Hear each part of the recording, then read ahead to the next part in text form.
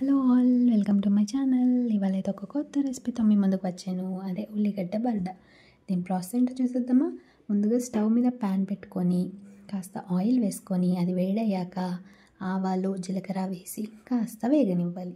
ఇప్పుడు అందులో సన్నగా కట్ చేసుకున్న 3 నుంచి 4 ఆనియన్స్ వేసి కాస్త లైట్ బ్రౌన్ కలర్ వచ్చే వరకు ఫ్రై చేసుకోవాలి.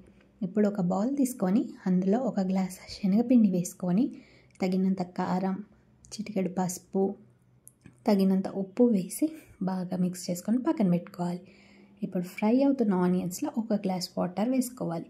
1 గ్లాస్ పిండికి 1 గ్లాస్ వాటర్ మాత్రమే వేసుకోవాలి. 1:1 రేషియో తీసుకోవాలి.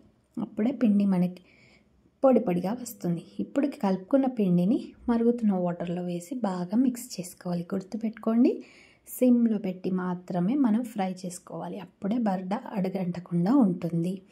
ఇలా కలుపుతూనే ఉండాలి ఒక 5 to 7 మినిట్స్ వరకు. ఆ టెక్స్చర్ అనేది పొడి పొడిగా రావాలి. 2 మినిట్స్ మూత పెట్టుకొని తీసేసి కాస్త మళ్ళీ మిక్స్ చేస్తే ఇలా ఈ విధంగా పొడి పొడిగా వస్తుంది. దీన్ని ఇప్పుడు వేడి వేడి అన్నంలో వేడి వేడి బర్డా వేసుకొని కాస్త నెయ్యి వేసుకొని తింటే చాలా అంటే చాలా బాగుంటుంది. తప్పకుండా ట్రై చేయండి. అలాగే నా వీడియో కనుక నచ్చితే లైక్, షేర్ అండ్ సబ్స్క్రైబ్ చేయండి.